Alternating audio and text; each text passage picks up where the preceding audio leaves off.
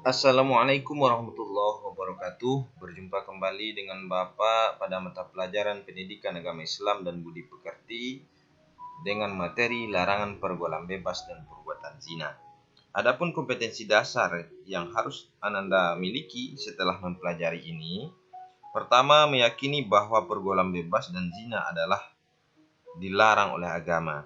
Yang kedua, menghindarkan diri dari pergaulan bebas dan perbuatan zina sebagai pengamalan dari surat Al-Isra ayat 32 dan surat An-Nur ayat 2 serta hadis yang berhubungan dengan materi ini. Yang ketiga, menganalisis surat Al-Isra ayat 32 dan surat An-Nur ayat 2 serta hadis yang berhubungan dengan materi kita. Yang keempat, Ananda bisa membaca surat Al-Isra ayat 32 dan surat An-Nur ayat 2 sesuai dengan kaidah tajwid dan makharijul hurufnya. Yang kelima, Ananda bisa mendemonstrasikan hafalan dari surat Al-Isra ayat 32 dan surat An-Nur ayat 2 dengan fasih dan lancar. Yang keenam, Ananda bisa menyajikan keterkaitan antara larangan berzina dengan berbagai kekejian yang ditimbulkannya dan perangai yang buruk sesuai dengan pesan surat Al-Isra ayat 32 dan surat An-Nur ayat 2. Ananda sekalian, mari kita membaca surat Al-Isra ayat 32. A'udzu billahi minasyaitonir rajim. Bismillahirrahmanirrahim. Wala taqrabuz zina innahu kana fahishatan wa sa'a sabila. Dan janganlah kamu mendekati zina. Sesungguhnya zina itu adalah suatu perbuatan yang keji dan suatu jalan yang buruk. Ananda sekalian, kita masuk surat An-Nur ayat 2. Az-zaniyatu waz-zani fajlidu kulla wahidin minhuma mi'ata jaldah wa la ta'khudhukum bihima ra'fatun fi dinillah in kuntum tu'minuna billahi wal yawmil akhir wal yashhad 'adzabahuma ta'ifatum minal mu'minin. Perempuan yang berzina dan laki-laki yang berzina, maka deralah tiap-tiap seorang dari keduanya 100 kali dera.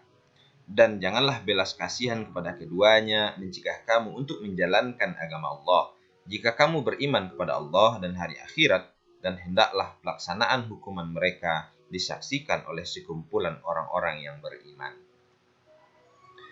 Ananda sekalian, analisis isi kandungan dari surat Al-Isra ayat 32.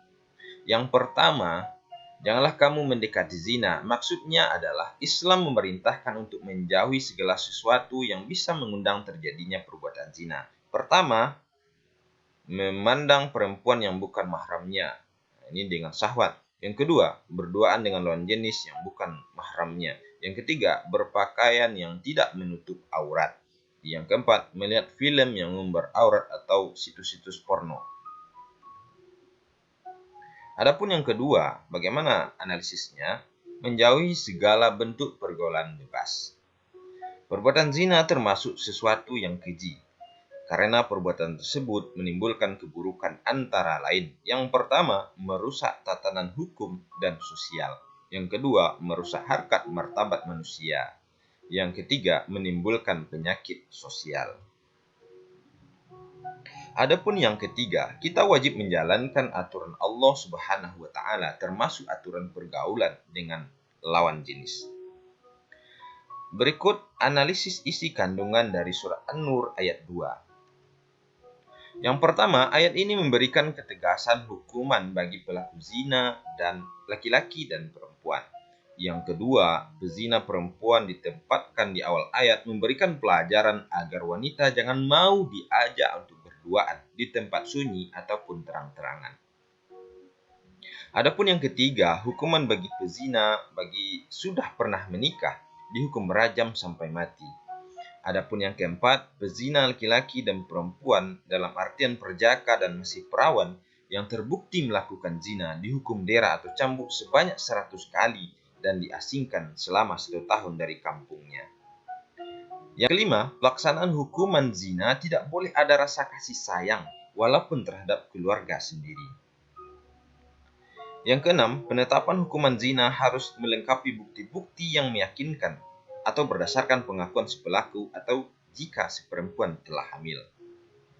Yang ketujuh, ketegasan hukuman zina bertujuan untuk yang pertama, agar tidak terjadi keretakan rumah tangga, broken home, prostitusi, atau pelacuran.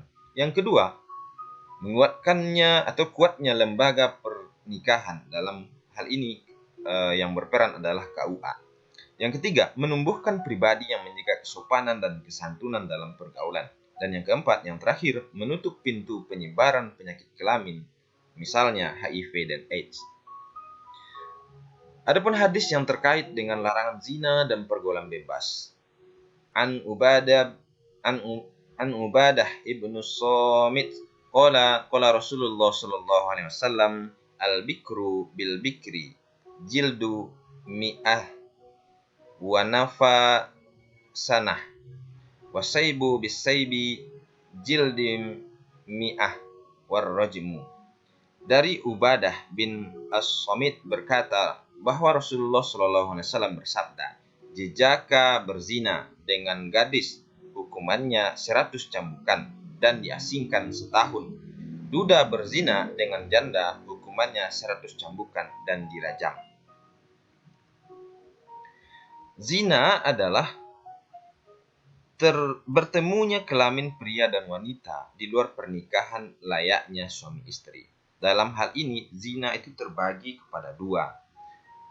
Pertama, pezina muhsan dan yang kedua, pezina ghairu muhsan. Adapun pezina muhsan, pezina yang sudah balik, berakal, merdeka, sudah pernah berhubungan badan dengan jalan yang sah. Dalam artian, mereka sudah pernah menikah. Hukumannya adalah dirajam, dilempari dengan batu, sedang sampai mati.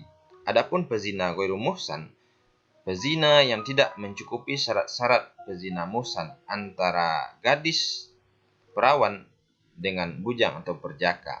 Hukumannya dicambuk 100 kali dan diasingkan ke luar daerah mereka selama 1 tahun. Dalam hal ini, ada juga hukuman terkait orang yang menuduh berbuat zina.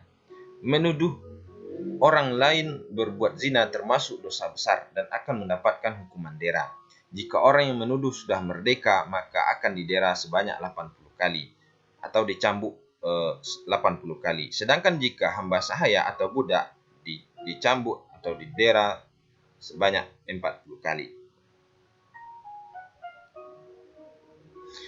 Syarat-syarat tuduhan sehingga mewajibkan dera 80 kali atau dicambuk 80 kali. Pertama, orang yang menuduh sudah balik berakal dan bukan ibu atau bapak atau nenek dan seterusnya dari yang dituduh.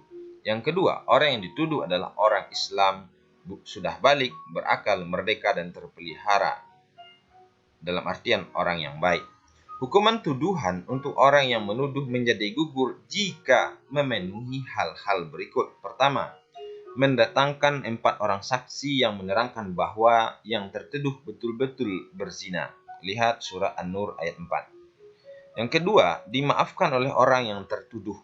Dan yang ketiga, orang yang menuduh istrinya berzina tanpa ada 4 orang saksi kecuali dirinya sendiri. Lihat keterangannya di lihat isi kandungan surah An-Nur ayat 6-7. Adapun faktor penyebab terjadinya pergaulan bebas dan perbuatan zina ada 2. Pertama, faktor dari dalam. Pertama, lemahnya pemahaman iman dan Islam.